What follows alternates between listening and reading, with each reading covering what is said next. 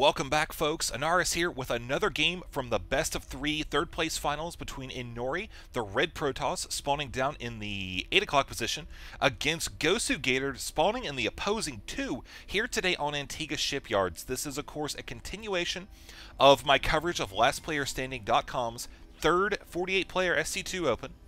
48 players, tons of skill, plenty of entertainment. You should check it out. I've got plenty of games on my channel, as well as theirs. Be sure to subscribe to their YouTube channel, actually, for more coverage. Last Player Standing YT. That's their little addition, her channel link. Be sure to go check that out. So Gosu Gatored opening up with standard fare in comparison to the previous match, with that proxy pylon into 1.5 gate / forge play. It seemed like that Inori just that scouting, very, very smart move doing that. So we'll wait and see if he decides to do that same type of thing again. But I don't think that he's going to really have to worry too much about it, because this is such a larger map, and the fact that he's had this pylon here means that he has been able to keep an eye on this ramp pretty much the entire time, knowing what's going on about it. And not only that, I mean, it would take Gosu Gatored so long to actually find his opponent's base, and the chances of him landing it, the probe in the base, before the pylon goes down, slim to none. So Inori, over here, dropping 1 gateway gas. Likewise, same exact thing over here for Gosu Gatored. We're going to be looking to see pretty much the chrono boost, the timing of the gas, to determine what each player is going to do. Most PvPs end up just being either 3-gate Robo, 3-gate Blinkstalker, or 4-gate. Rarely do you see an expansion unless you have just some, you know, immovable object meets the unstoppable force, clash of the immortals or something in the midfield, and nobody really gains an advantage and the game goes on.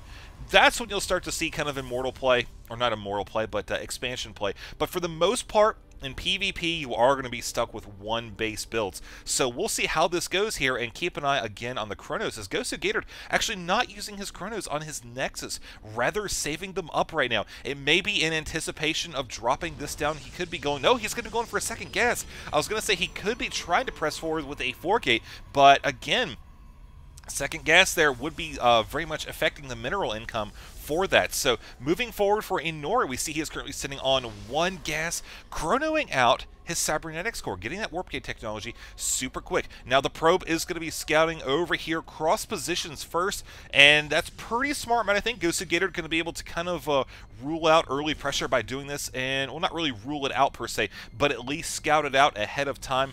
I mean, the build that he's going, it is pretty good for anticipating early pressure with additional gas income to kind of help prepare for any tech route that he does have to take. Now with Gosu Gatored having sent his probe away, we're going to wait now to see. We do have Inori dropping the second gas right there.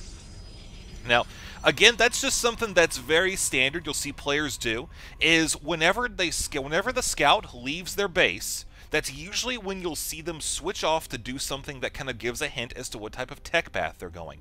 And a lot of times players will try to get their scout back up into the base, or in the case of PvP, likely we'll just see observers from one or both players.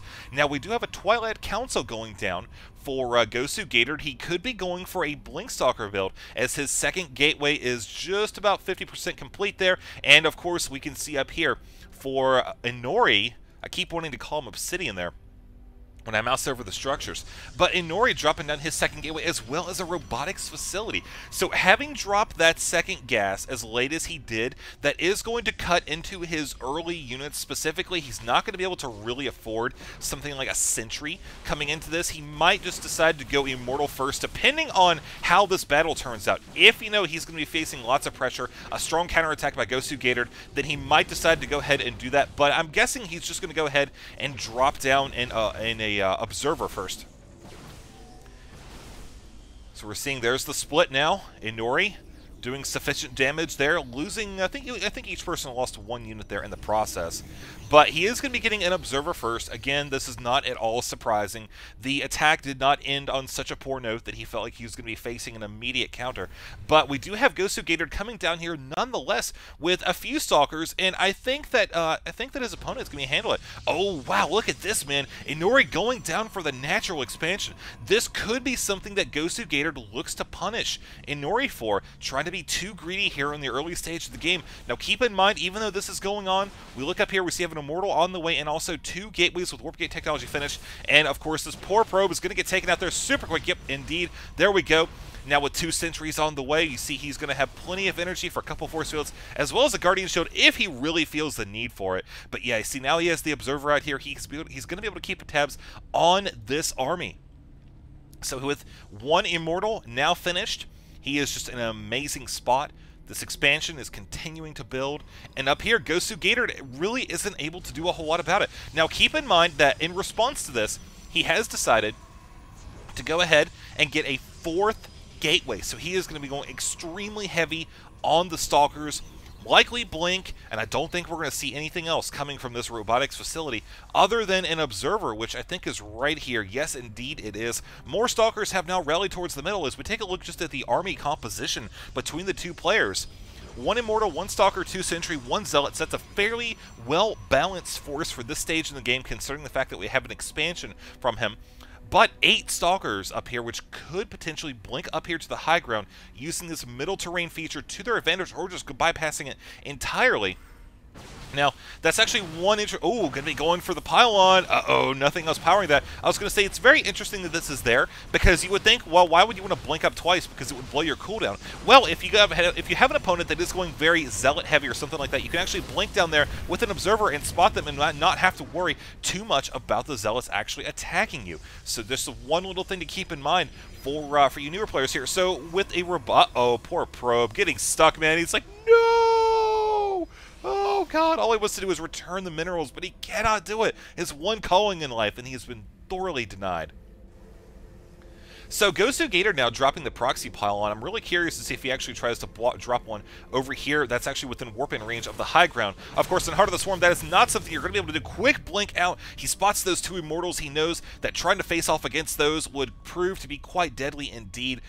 Suffer pretty heavy casualties. So I keep waiting for this probe to drop a pylon up here, and then that way what he could do is he could actually position the Observer up here, warping units in the high ground, or just simply blink up there and use that vision. Either way would work. Looking around here in Gosu Gatored's base, we see he is just going to be chrono boosting out his gateways, continuing with this Stalker pressure. We see now here Obsidian spots this with his Observer. Very smart placement, good unit control on that. And oh, once again, blinking away. We might have 1 Stalker take a beating there, but now we have a Colossus completed. Uh-oh. Gosu Gatored now warping in units here with the Warp Prism in the high ground. Nice force field there. Going to be able to keep a lot of those Zealots away and out of the fight. These Blink Stalkers coming in and taking out the Colossus, as well as first Immortal. Will the second one go down as well? It's looking like it might. It does indeed. But such heavy losses by Gosu Gatored. Finally, though, we see pretty much just Zealots and Stalkers. Inori doing a pretty good job there. Nice Blink Micro coming up to the high ground. Tried to take advantage of this the terrain feature again. And with Zealots taking out these probes, oh man, it could go any which way right now, but Gosu Gatored's got to get more Stalkers soon. Oh man, bringing off the probes. Got to watch out for this Colossus. Will it go down? I think it will. It does. Oh my god. An Immortal is on the way, being chrono boosted out as quickly as possible. Will he be able to get this unit out to help finish this off, or will the probes and the Zealots be able to fend for themselves? This 1 Stalker worked in by Inori, getting 1.5 kills there. Another one actually able to mop this up. Will he do it? I think he will. Gosu Gatored could get knocked out of the 3rd place finals. Inori could be the winner, folks. Oh man, Zealots continuing to charge. No pun intended. There's the GG from Gosu Gatored. Inori, the 3rd place champion and last player standing.com's 48-player SC2 Open. Once again, thank you for watching. I'm Minaris. I hope you enjoyed it, and we will see you in the grand finals.